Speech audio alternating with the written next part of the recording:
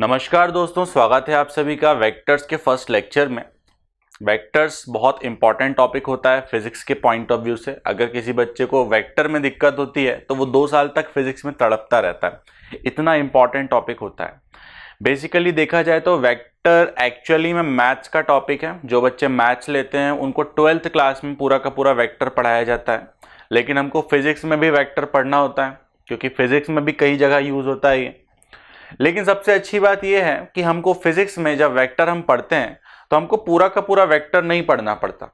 मेरे कहने का मतलब, जो मैथ्स वाले बच्चे क्लास 12th में वेक्टर पढ़ते होंगे उसका सिर्फ 20 से 25% ही अपने काम का होता है फिजिक्स में। तो वो जो 20 से 25% वाला पार्ट है, जैसे कि सबसे पहले हम वेक्टर पढ़ेंगे, वेक्टर का मतलब क्या होता है, देन उसके बाद बारी आएगी कि वेक्टर को रिप्रेजेंट कैसे किया जाता है, देन उसके बाद हम ये समझेंगे कि वेक्टर को ऐड कैसे किया जाता है, सब्ट्रैक्ट कैसे किया जाता है, देन उसके बाद हम वेक्टर के टुकड़े करना, कंपोनेंट्स करना सीखेंगे। देन उसके बाद बारी आएगी वेक्टर का मल्टीप्लिकेशन कैसे किया जाए। वेक्टर को 2 तरीकों से मल्टीप्लाई किया जाता है, एक डॉट प्रोडक्ट होता है और एक क्रॉस प्रोडक्ट होता है। और बस इतना ही अपने फिजिक्स में काम का है, इतना ही हम पढ़ने वाले। ठीक है, तो स्टार्ट करते हैं। वेक्टर्स हेडिंग लिखेंगे सभी बच्चे वेक्टर्स, और बात करते हैं कि किस क्वांटिटी को वेक्टर बोला जाता है। तो बचपन की बात करें अगर, कब की बात, बचपन की 9th क्लास की, है ना। फर्स्ट टाइम जब आपने वेक्टर के बारे में सुना होगा तो वो पक्का क्लास 9th रही होगी। तो एकदम बचपन की बात करें तो वहां पर आप लोगों को ये बताया जाता है कि वेक्टर का मतलब एक ऐसी क्वांटिटी होती है कि जिसके पास मैग्नीट्यूड भी होता हो और डायरेक्शन भी होता हो। वेक्टर का मतलब एक ऐसी क्वांटिटी जिसके पास मैग्नीट्यूड भी होता हो और डायरेक्शन भी होता हो। लेकिन ये सिर्फ बचपन वाली डेफिनेशन है। अगर अपन क्लास 11th की बात करें, या फिर आप लोग मान लो 13th के लिए अगर हम ये चीज रिकॉर्ड कर रहे हैं अगर, तो 13th की अगर बात करें तो ये डेफिनेशन थोड़ी सी बदल जाती है। इसमें 2 पॉइंट्स और आके जुड़ेंगे। वो 2 पॉइंट्स क्या होते हैं देखते हैं अपन। तो वेक्टर होने की कुछ रिक्वायरमेंट्स होती हैं। ऐसे हम किसी भी क्वांटिटी को वेक्टर नहीं बोल सकते, सिर्फ मैग्नीट्यूड और डायरेक्शन से वेक्टर नहीं बोल सकते। 2 रिक्वायरमेंट और होती हैं, तो देखते हैं क्या होता है।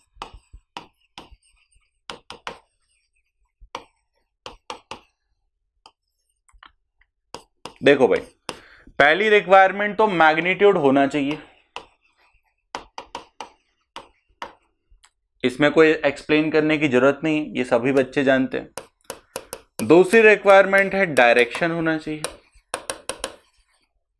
अब 2 रिक्वायरमेंट और होती हैं। थर्ड रिक्वायरमेंट होती है कि एक कम्यूटेटिव लॉ फॉलो करना चाहिए। कम्यूटेटिव लॉ क्या होता है समझाता हूं मैं आपको।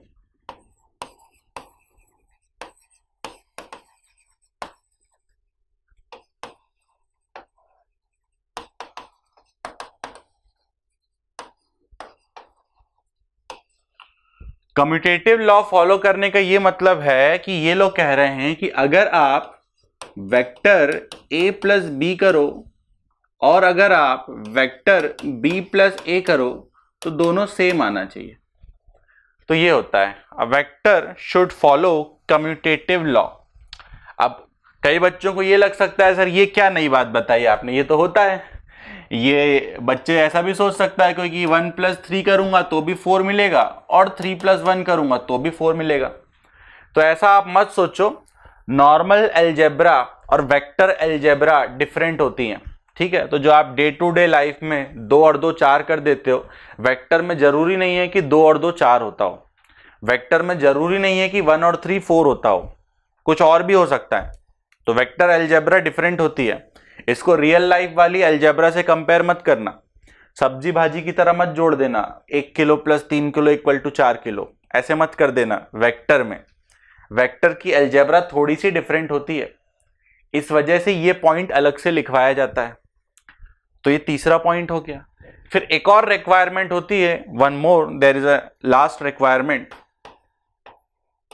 एंड वो लास्ट रिक्वायरमेंट ये होती है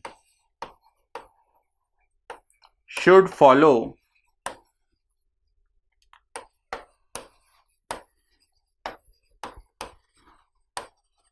पैरेललोग्राम लॉ ऑफ वेक्टर्स। अब देखो 4 पॉइंट मैंने लिख तो दिए, अब जो बच्चे ऑलरेडी पढ़ रखे हैं उनको इन पॉइंट्स के बारे में थोड़ा बहुत पता होता है। अब कुछ बच्चे ऐसे भी हो सकते हैं जो हो सकता है फर्स्ट टाइम वेक्टर पढ़ रहे हो, तो जरा उनके हिसाब से सोचते हैं। तो जो बच्चे एकदम फर्स्ट टाइम जिंदगी में पहली बार अगर कोई वेक्टर पढ़ रहा है तो मान के चलते हैं कि उसको मैग्नीट्यूड तो क्लियर होता होगा, डायरेक्शन भी क्लियर होता होगा।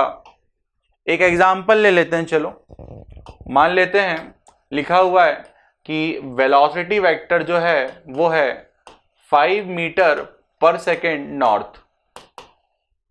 ऐसा कोई वेक्टर है, velocity vector is equal to 5 metre per second north. तो इसमें ये जो 5 मीटर पर सेकेंड वाला पार्ट है ना, दिस इज मैग्नीट्यूड, इसको मैग्नीट्यूड बोलते हैं। एंड ये जो नॉर्थ है, नॉर्थ ये क्या रिप्रेजेंट कर रहा है, ये हमको डायरेक्शन बता रहा है।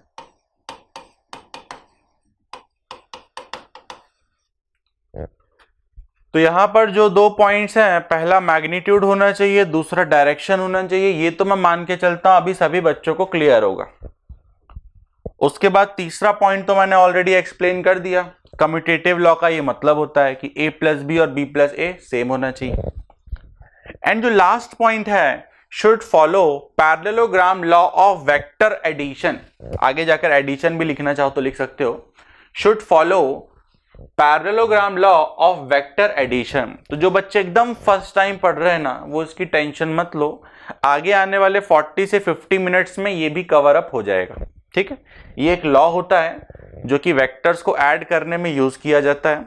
थोड़ी देर में आप इस चीज को समझ जाओगे। मेरे कहने का मतलब है कि अभी आपने वेक्टर का बेसिक इंट्रोडक्शन देखा, देन उसके बाद आप रिप्रेजेंटेशन ऑफ वेक्टर पढ़ोगे, देन उसके बाद आप एडिशन ऑफ वेक्टर पढ़ोगे। देन एडिशन में फर्स्ट लॉ आपको पढ़ाया जाएगा ट्राइंगल लॉ, देन सेकंड आएगा पॉलीगॉन लॉ, और देन थर्ड आएगा पैरेललोग्राम लॉ। तो ये आपको थोड़ी देर में समझ में आ जाएगा, तो इसकी आप टेंशन मत लेना। तो एक काम करिए, वीडियो पॉज करिए, इसको नोट करिए, उसके बाद फिर अपन आगे बढ़ते हैं। तो लेक्चर को हम आगे बढ़ाते हैं रिप्रेजेंटेशन ऑफ अ वेक्टर की हेल्प से, कि वेक्टर को कैसे क्या कॉपी में रिप्रेजेंट किया जाता है। तो यहां पर भी बड़ा ही सिंपल फंडा है कि किसी भी वेक्टर को अगर किसी भी वेक्टर को हम रिप्रेजेंट करना चाहते हैं तो उसको हम एक एरो की हेल्प से रिप्रेजेंट करते हैं।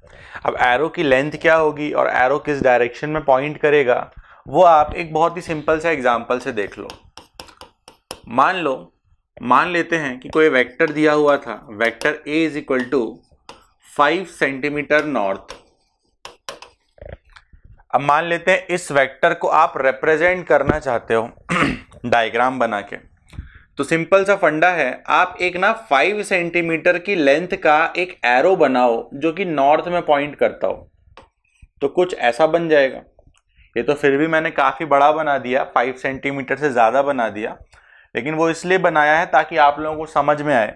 फिर मैं इतना छोटा सा एरो बना दूंगा तो क्या पता मोबाइल स्क्रीन में दिखे ही ना, इस वजह से मैंने थोड़ा सा बड़ा एरो बनाया है। लेकिन अगर एकदम एक्यूरेट बात करें तो 5 सेंटीमीटर का एक एरो बनेगा जो कि नॉर्थ में पॉइंट करता हो। तो इस एरो की लेंथ क्या हो जानी चाहिए, 5 सेंटीमीटर, और ये पॉइंट किधर करना चाहिए, नॉर्थ डायरेक्शन में। अब ये जो एग्जाम्पल हमने देखा है, इस एग्जाम्पल से हमको 2 बात समझ में आ गई है। पहली बात तो ये समझ में आ गई कि वेक्टर को अगर डायग्राम की हेल्प से रिप्रेजेंट करना है तो एक एरो की हेल्प से रिप्रेजेंट किया जाता है, एक एरो की हेल्प से रिप्रेजेंट किया जाता है।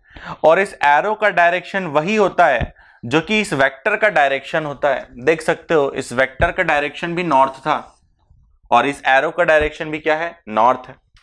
तो इस एरो और वेक्टर का डायरेक्शन सेम होता है, पहली बात। दूसरी बात यहां लिखते जाते हैं साथ ही साथ, ये क्या रिप्रेजेंट कर रहा था, ये डायरेक्शन रिप्रेजेंट कर रहा था। अच्छा, वो डायरेक्शन रिप्रेजेंट कर रहा है तो ये क्या रिप्रेजेंट कर रहा है, ये मैग्नीट्यूड रिप्रेजेंट कर रहा है।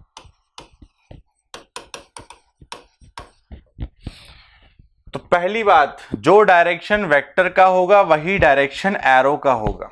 दूसरी बात, जो एरो की लेंथ होती होगी, देखो एरो की लेंथ कितनी है, 5 सेंटीमीटर, और वेक्टर का मैग्नीट्यूड भी कितना है, 5 सेंटीमीटर। इसका यह मतलब हुआ कि इस एरो की जो लेंथ होती है इस एरो की जो लेंथ होती है वो इनडायरेक्टली मैग्नीट्यूड को ही रिप्रेजेंट करती है, वो इनडायरेक्टली मैग्नीट्यूड को ही रिप्रेजेंट करती है। तो यहां पर टोटल 3 बातें बताई गई हैं। पहली बात, एरो का डायरेक्शन वेक्टर के डायरेक्शन को रिप्रेजेंट करेगा। दूसरी बात, एरो की लेंथ वेक्टर के मैग्नीट्यूड को रिप्रेजेंट करेगी।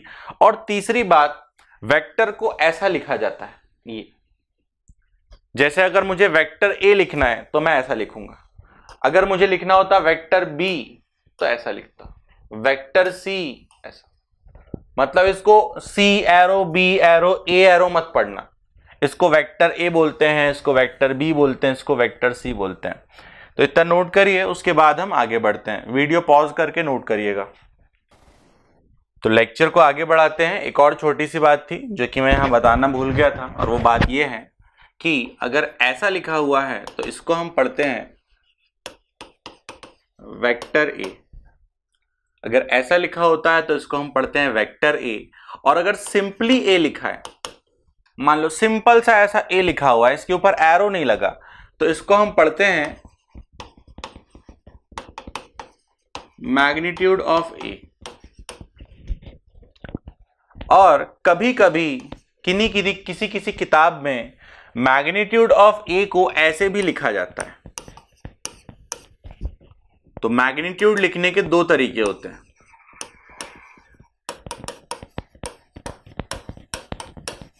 तो मैग्नीट्यूड लिखने के 2 तरीके होते हैं। तो बड़ा ही सिंपल सा फंडा है, ए के ऊपर एरो है तो आप वेक्टर ए पढ़ोगे, एरो नहीं लगा हुआ है तो मैग्नीट्यूड ऑफ ए पढ़ोगे।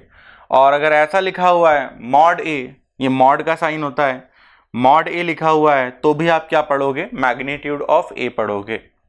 फिर से इतना नोट करिए, वीडियो पॉज करके, उसके बाद हम आगे बढ़ते हैं।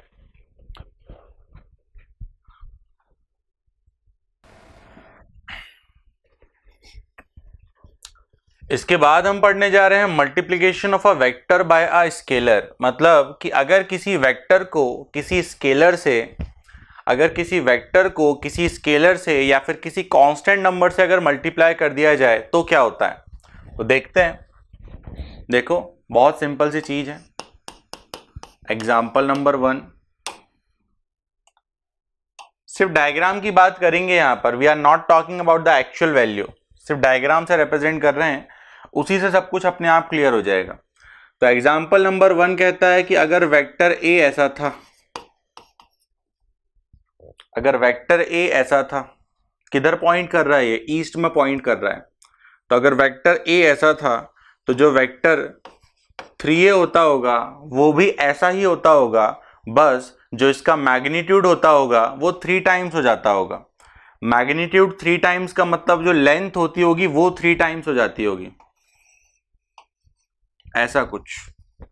तो ये बड़ा सिंपल सा कॉन्सेप्ट है, ड्राइंग की हेल्प से इसको एक्सप्लेन किया जाता है। तो इस ड्राइंग से हमको ये समझ में आता है कि अगर ओरिजिनल वेक्टर ये था और आप इसको 3 से मल्टीप्लाई करोगे तो ये वेक्टर ऐसा हो जाएगा। इसका यही मतलब हुआ कि जो भी चीज आप मल्टीप्लाई करते हो, जो भी चीज आप यहां पर मल्टीप्लाई करते हो, वो बेसिकली इसके मैग्नीट्यूड को उतना टाइम्स कर दे रही है। आपने 3 से मल्टीप्लाई किया तो मैग्नीट्यूड 3 टाइम्स हो गया। तो ये था सिंपल सा पहला एग्जांपल। एक और एग्जांपल देखते हैं। मान लेते हैं कि ये कोई वेक्टर बी था, ये कोई वेक्टर बी था, वेक्टर बी ऐसा बना हुआ था। अब हम बात कर रहे हैं वेक्टर b बाई 2 की, ये हमको ड्रॉ करना है, जो कि मैंने ड्रॉ कर दिया ऑलरेडी। तो ये भी बड़ा ही सिंपल है। अगर ओरिजिनल वेक्टर इतना था तो वेक्टर b बाई 2 का ये मतलब हुआ कि इसके मैग्नीट्यूड को हाफ कर देना है। तो मैग्नीट्यूड हाफ, लेंथ हाफ हो गई, देख लो, और ये ड्रॉ हो गया। तो ये एग्जांपल नंबर 2 हो जाएगा। एक और एग्जांपल देखते हैं, कहां देखें, ये हेडिंग को थोड़ा सा ऊपर शिफ्ट कर सकते हैं अपन। एक और देखते हैं एग्जांपल नंबर 3। एग्जाम्पल नंबर 3 को समझने का बड़ा ही सिंपल सा लॉजिक है, और वो सिंपल सा लॉजिक ये है कि बचपन में आपने पढ़ा होगा कि इधर पॉजिटिव x होता है और इधर नेगेटिव x होता है। ठीक वैसे ही इधर पॉजिटिव y होता है और यहाँ पर नेगेटिव y होता है, ये आपने पढ़ रखा होगा। तो यहाँ बड़ा ही सिंपल सा फंडा मैं यूज करने वाला हूँ। वो फंडा ये है कि अगर किसी वेक्टर को 180 डिग्री से घुमा दिया जाए तो उसमें नेगेटिव साइन लग जाता है। सीधी सी बात है, देखो यहाँ पॉजिटिव x था, यहाँ पर नेगेटिव x है। तो अगर किसी वेक्टर को ऐसे 180 डिग्री से घुमा दिया जाए तो नेगेटिव साइन लग जाता है। इसको इनडायरेक्टली अपन ऐसा भी बोल सकते हैं कि अगर हम नेगेटिव साइन लगाएंगे तो वेक्टर अपने आप ऑपोजिट हो जाएगा। So basically this negative is representing the opposite direction of original vector. मतलब ओरिजिनल वेक्टर अगर यहां होता तो उस पर नेगेटिव लगाने से वो ऐसा हो जाता है। इसी कॉन्सेप्ट का हम यहां पर यूज करने वाले हैं। हम कहने जा रहे हैं कि अगर वेक्टर c ऐसा था तो माइनस वेक्टर c ऐसा हो जाता हो। ये लॉजिक यूज किया मैंने। तो नेगेटिव बेसिकली क्या रिप्रेजेंट करता है कि वेक्टर का डायरेक्शन आप ऑपोजिट कर देना चाहते हो। अगर ये ओरिजिनल वेक्टर था तो इसका ऑपोजिट ये हो जाएगा। तो ये था एग्जांपल नंबर 3। एक और एग्जांपल, लास्ट एग्जांपल नंबर 4 देखिए। मान लेते हैं कि यहां पर था वेक्टर d और आप ड्रॉ करना चाहते हो -2d। अब कोई बड़ी बात नहीं है, इसको आप 2 स्टेप में सोच लो। पहले ऐसा सोच लो, फिर ऐसा सोच लो। मतलब पहले आप विदाउट साइन सोच लो, फिर आप विथ साइन सोच लो। तो आप सिंपली सोचो, अगर ये माइनस यहां पे नहीं होता तो क्या होता। आप सोचो अगर ये माइनस यहां पे नहीं होता तो क्या होता। अगर ये माइनस नहीं होता तो लेंथ डबल हो जाती। 2 लगा हुआ है ना, मतलब मैग्नीट्यूड 2 टाइम्स हो जाता। मैग्नीट्यूड 2 टाइम्स का मतलब एरो की लेंथ डबल हो जाती। तो ये आपने विदाउट माइनस सोच लिया, तो इस 2 ने क्या किया, मैग्नीट्यूड को डबल कर दिया, लेंथ को डबल कर दिया। अब माइनस के बारे में सोच लो। माइनस बेसिकली क्या रिप्रेजेंट कर रहा है कि डायरेक्शन ऑपोजिट हो जाता है। तो ये देखिए डायरेक्शन ऑपोजिट हो गया और ये ऐसे ड्रॉ हो गया। तो वीडियो पॉज करें, फिर इसको नोट करें हेडिंग के साथ। उसके बाद फिर हम आगे बढ़ते हैं।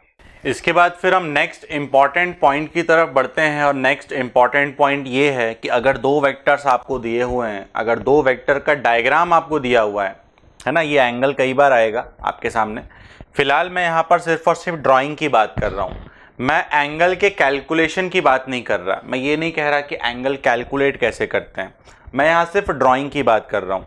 तो मैं कह रहा हूँ कि मान लो वेक्टर ए की ड्राइंग आपको दी हुई है, वेक्टर बी की ड्राइंग आपको दी हुई है। मान लो दोनों वेक्टर्स का डायग्राम आपको दिया हुआ है और उस डायग्राम की हेल्प से आप कैलकुलेट करना चाहते हो, आप आइडेंटिफाई करना चाहते हो कि वेक्टर ए और वेक्टर बी के बीच में एंगल कितना होगा। तो उसके लिए आपको दोनों वेक्टर्स या तो टेल टू टेल कनेक्ट करने हैं या तो हेड टू हेड कनेक्ट करना है। तो बात बड़ी सिंपल सी है, बड़ी सिंपल सी बात है। लास्ट में जो मैंने कहा वही सबसे इंपॉर्टेंट है। और वो सबसे इंपॉर्टेंट बात यह है कि या तो आप टेल टू टेल कनेक्ट करोगे या फिर आप हेड टू हेड कनेक्ट करोगे। Maximum time tail to tail connect करना ज्यादा इजी होता है, इसलिए मैं यही रिकमेंड करता हूं कि आप एंगल आइडेंटिफाई करने के लिए टेल टू टेल कनेक्ट कर दो। बस एक सिंपल सा एग्जांपल से देखते हैं। तो देखिए जरा, मान लेते हैं कि ये एक्स एक्सिस था, उसके बाद ये बना दिया मैंने वेक्टर ए।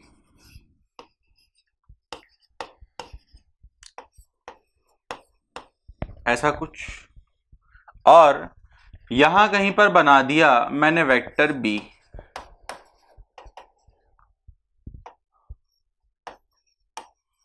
ऐसा कुछ। तो देखिए वेक्टर ए जो है एक्स एक्सिस से 30 डिग्री ऊपर है एंड वेक्टर बी जो है वो एक्स एक्सिस से 45 डिग्री नीचे है। अब अगर आप एंगल की बात कर रहे हो, अब अगर आप एंगल निकालना चाहते हो vector A and vector B, angle between को शॉर्ट में ऐसा लिखता हूं मैं, समझ जाना आगे से। Angle between vector A and vector B अगर आप आइडेंटिफाई करना चाहते हो तो कुछ नहीं करना है, आपको डायग्राम बनाना है कुछ ऐसे कि दोनों वेक्टर्स का टेल ज्वाइन हो जाए। अब कुछ लोग हो सकता है कि जिंदगी में पहली बार वेक्टर पढ़ रहे हो, तो उनको बता दें कि ये वेक्टर की शुरुआत जहां से होती है उसको टेल बोला जाता है, और वेक्टर का एरो जहां होता है, वेक्टर का एरो जहां पर होता है उसको हेड बोला जाता है। तो ये टेल हेड हो गया। वैसे ही इसका ये टेल होता और ये हेड होता। अब आपको कुछ नहीं करना है, एक ऐसा डायग्राम बनाना है जिसमें इसका टेल इसके टेल से कनेक्ट होता हो। तो वो भी बड़ा सिंपल है। उसमें लॉजिक ये दिया जाता है कि किसी भी वेक्टर को उसकी लेंथ के पैरेलल शिफ्ट कर सकते हैं। मतलब वेक्टर ए को यहां भी बना सकते हो, आप यहां भी बना सकते हो, ऐसा चाहो तो यहां बना दो, ऐसा चाहे तो यहां बना दो, ऐसा कहीं भी बना दो आप। बस कंडीशन ये है कि पैरेलल होना चाहिए। मतलब वेक्टर ए ऐसा है, ये क्या हो गया, एक मिनट। अगर वेक्टर ए ऐसा था तो आप अगर किसी दूसरी जगह अगर आप वेक्टर ए बनाओगे तो वहां पर भी ऐसा ही बनाओगे, पैरेलल बनना चाहिए इसके। तो बढ़ते हैं ड्राइंग की तरफ। सिंपल सा है, हमको ए और बी बनाने हैं टेल और टेल कनेक्ट करके। तो देखो ये मैंने बना दिया वेक्टर ए जो कि ऊपर की तरफ कितना बना रहा था, 30 डिग्री, और ये बना दिया मैंने वेक्टर बी ऐसा parallel.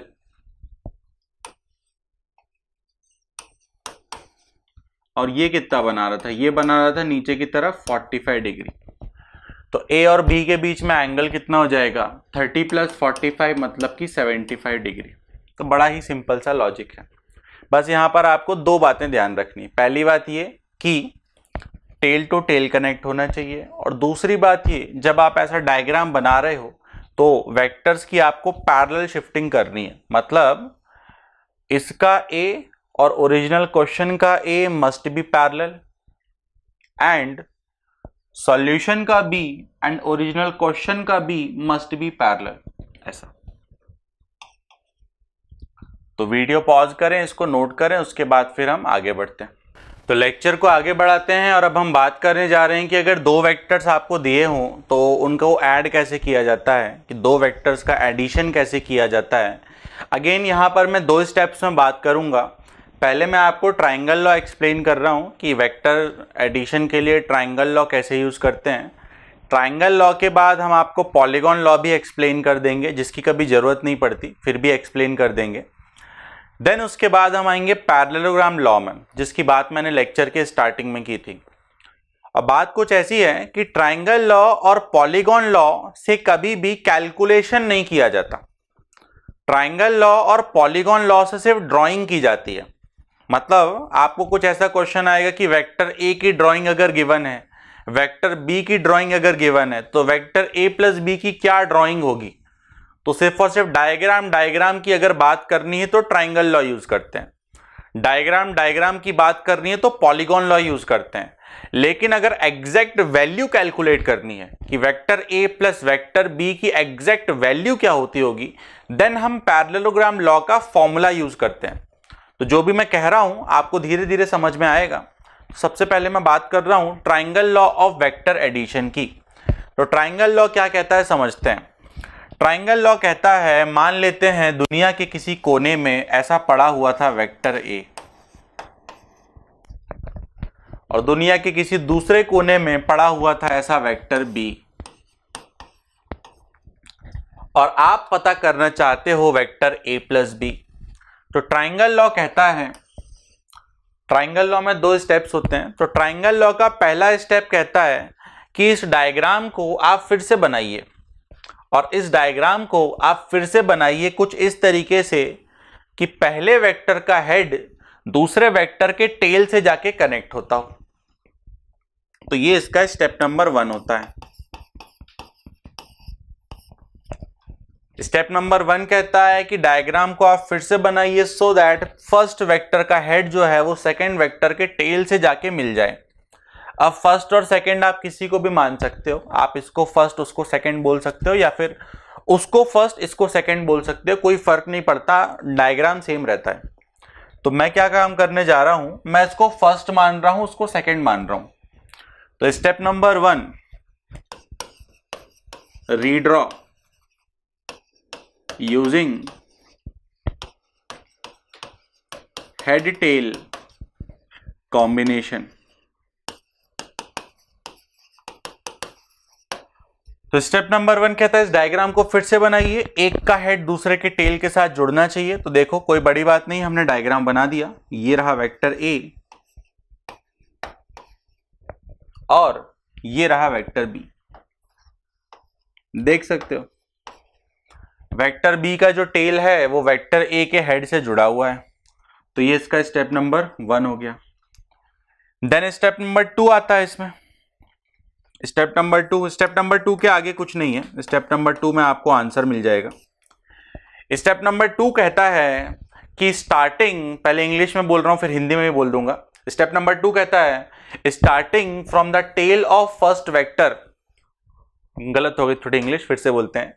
Draw a vector starting from the tail of first vector and terminating at the head of second vector, and that vector is going to represent vector a plus vector b। इसका Hindi translation ये होगा कि आप एक ऐसा vector बनाइए जो कि फर्स्ट वाले वेक्टर के टेल से स्टार्ट करे और सेकंड वाले वेक्टर के हेड पे आके खत्म हो जाए। मतलब कि कैसा वेक्टर, ऐसा। देन ये जो ब्लू कलर का वेक्टर है, ये vector A plus vector B को रिप्रेजेंट करेगा। मतलब ये जो होता होगा ये एक्चुअली में vector A plus vector B को रिप्रेजेंट करता होगा। तो यही बात मैं स्टार्टिंग में कह रहा था कि ट्राइंगल लॉ से सिर्फ ड्राइंग बनाई जाती है, इसकी एग्जैक्ट वैल्यू हम कैलकुलेट नहीं करते। हम सिर्फ ड्राइंग की बात करते हैं कि इसका डायग्राम ऐसा, उसका डायग्राम ऐसा, तो वेक्टर ए प्लस बी का डायग्राम कैसा होता होगा, ऐसा होता होगा। तो यहां पर सिर्फ हम ड्राइंग की बात करते हैं। अब ये जो vector A plus vector B आया है, vector A plus vector B आया है, कभी कभी इसको शॉर्ट में वेक्टर आर भी बोला जाता है ना। पगला मत जाना आप कि ये वेक्टर आर क्या आ गया, ये क्या नई चीज आ गई, है ना। तो ऐसे पागल मत होना, सिंपल है। पुराने जमाने के साइंटिस्ट लोग बहुत आलसी थे, तो उन लोगों ने सोचा होगा कि कौन इतना सारा vector A plus vector B बार बार लिखे, तो इन लोगों ने इसको वेक्टर आर से रिप्रेजेंट करना चालू कर दिया। वेक्टर आर का मतलब होता है resultant of vector A and vector B. तो रिजल्टेंट की वजह से यहां पर वेक्टर आर यूज कर रहे हैं। रिजल्टेंट को ही शॉर्ट में लिख दिया वेक्टर आर। तो vector A plus vector B बोलो चाहे वेक्टर आर बोलो, एक ही बात है। एक काम करते हैं, यहां पर ऐसा लिख देते हैं और वेक्टर आर, ये ज्यादा क्लियर होगा। ऐसा बोलो चाहे ऐसा बोलो, एक ही बात है। तो स्टेप नंबर 2 भी ऐड करते हैं इसमें। स्टेप नंबर 2 क्या कह रहा है? स्टेप नंबर 2 ने कहा, फिर से गलत हो गई इंग्लिश। स्टेप नंबर 2 ने कहा draw a vector starting from tail of first vector and terminating at the head of second vector, then this vector is going to represent vector A plus vector B or simply vector R। तो अब आपको समझ गए होगे क्या करना है। Video को पॉज मारना है यहीं पे और इतना आपको नोट करना है, उसके बाद हम आगे बढ़ेंगे। देन इसके बाद हम लेक्चर को आगे बढ़ाते हैं। अब आपके सामने देखिए polygon law of vector addition है, पहले से लिख दिया मैंने, नहीं तो लिखने में टाइम बर्बाद होता है। तो नेक्स्ट है आपके सामने polygon law of vector addition. Triangle law और पॉलीगॉन लॉ एक जैसे ही होते हैं, बस डिफरेंस इतना सा होता है कि ट्राइंगल लॉ में आप सिर्फ और सिर्फ 2 वेक्टर्स ऐड करते हो, ए और बी को, लेकिन पॉलीगॉन लॉ में आप 3, 4, 5, 6 चाहे जितने वेक्टर्स आप एक बार में ऐड कर सकते हो। दोनों लॉ में स्टेप्स बिल्कुल सेम होते हैं, जैसा ट्राइंगल लॉ में था बिल्कुल ऐसे ही यहाँ पे भी है। तो जैसे ट्राइंगल लॉ का स्टेप नंबर 1 था कि रीड्रॉ करना है डायग्राम को, फिर से बनाना है और कुछ इस तरीके से बनाना है कि एक का हेड दूसरे के टेल के साथ जाके जुड़ता हो। तो ठीक वैसे ही यहाँ पर भी स्टेप नंबर 1 है, arrange all vectors using head tail combination. तो देखिए सारे वेक्टर्स हेड टेल कॉम्बिनेशन से हमने बना दिए। मान लेते हैं कि आप vector A plus vector B plus vector C plus vector D करना चाहते थे, तो देखो हेड टेल से ज्वाइन कर दिया। तो स्टेप नंबर 1 बिल्कुल वैसा का वैसे ही है। उसके बाद स्टेप नंबर 2 भी बिल्कुल वैसा का वैसे ही है। स्टेप नंबर 2 क्या कह रहा है यहाँ पर? स्टेप नंबर 2 कहता है कि इस पहले वेक्टर के टेल से स्टार्ट करते हुए एक वेक्टर ड्रॉ करना है जो कि लास्ट वाले वेक्टर के हेड पे जाके खत्म हो जाए। देन दिस वेक्टर, ये जो रेड कलर का वेक्टर है, then this vector is going to represent vector a plus vector b plus vector c plus vector d और simply vector r। शॉर्ट में इसी को क्या बोलते हैं? Vector r। यहां लिख देता हूं मैं, वेक्टर r बोलो चाहे vector a plus vector b plus vector c plus vector d बोलो, एक ही बात है, दोनों सेम बातें हैं। तो R का मतलब रिजल्टेंट है, vector R represent resultant of vector A B C D, इसलिए शॉर्ट में उसको क्या लिख रहे हैं? R। अब मैं उतना सारा A B C D यहां लिख देता तो खिचड़ी बन जाती है ना, इसलिए यहां पर मैंने सिर्फ इतना लिखा। तो अब एक काम करते हैं, आज के लेक्चर में इतना ही रखते हैं। जो पैरेललोग्राम लॉ है इसके जस्ट बाद पैरेललोग्राम लॉ आएगा, वो अपन नेक्स्ट लेक्चर से स्टार्ट करेंगे। तो आप लोग आराम से वीडियो पॉज करके इसको नोट कर लीजिए, देन इसके आगे की बात अपन नेक्स्ट लेक्चर में करेंगे।